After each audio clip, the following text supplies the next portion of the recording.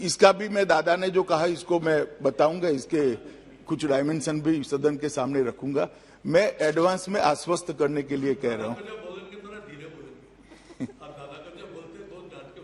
नहीं, मैं कभी किसी को नहीं डांटता हूं। मेरी आवाज जरा ऊंचा है, मेरी मैन्युफैक्चरिंग डिफेक्ट है। मैं कभी किसी को ना, मैं गुस्से होता हूं। कभी कश्मीर का सवाल आता है तो हो जाता हूं, बाकी गुस्से नहीं होता।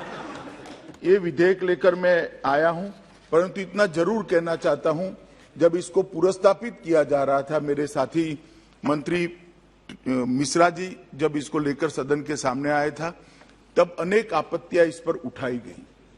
अनेक सुप्रीम कोर्ट के जजमेंटों को भी कोट किया गया। उसको व्यक्ति की स्वतंत्रता और ह्यूमन राइट के एंगल से भी काफी सारे सदस्यों ने इस पर चिंता व्यक्त करी है। चिंता उनकी वाजिब है, परंतु इस सब का इसके अंदर उनकी चिंताओं की भी चिंता इसके अंदर कर ली गई है। वो बाद में मैं जब जवाब दूंगा तब बताऊंगा।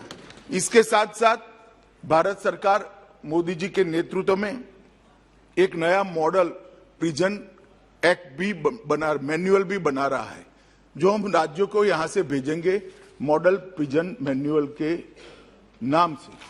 वो प्रिजन मैन्युअल भेजने के बाद कई सारी चिंता है जो इसके अंदर कवर हो जाएगी। कैदियों के पुनर्वसन के लिए है, फिर से समाज में उनको पुनः प्रस्थापित करने के लिए है, जेल के अधिकारियों के अधिकारों को सीमित करने के लिए है, उनके बीच में अनुशासन कराने के लिए है, अधिकतम सुरक्षा, जेल की सुरक्षा, महिला कैदियों के लिए अलग जेल से लेकर खुली जेल तक की व्यवस्था, ये कई सारी चीजों को ये प्रिजन के जो मॉडल प्रारूप हम यहां से भेजेंगे, वो जेल अधिनियम के अंदर बहुत सारी चीजों को हमने समाहित किया है। इसकी भी मैं जानकारी दूंगा।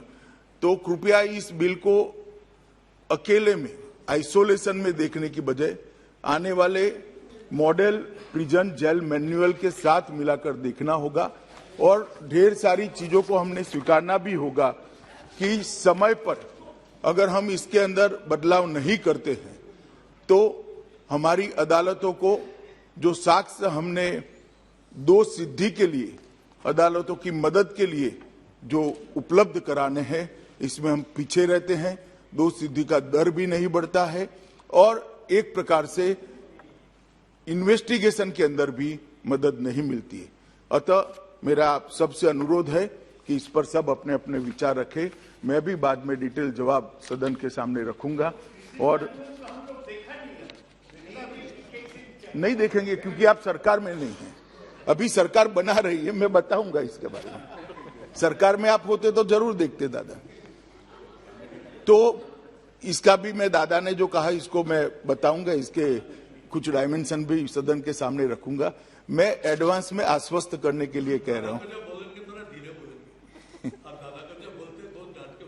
नहीं, मैं कभी किसी को नहीं डांटता हूं। मेरी आवाज जरा ऊंचा है, मेरी मैन्युफैक्चरिंग डिफेक्ट है। मैं कभी किसी को ना, मैं गुस्से होता हूं। कभी कश्मीर का सवाल आता है तो हो जाता हूं, बाकी गुस्से नहीं होता।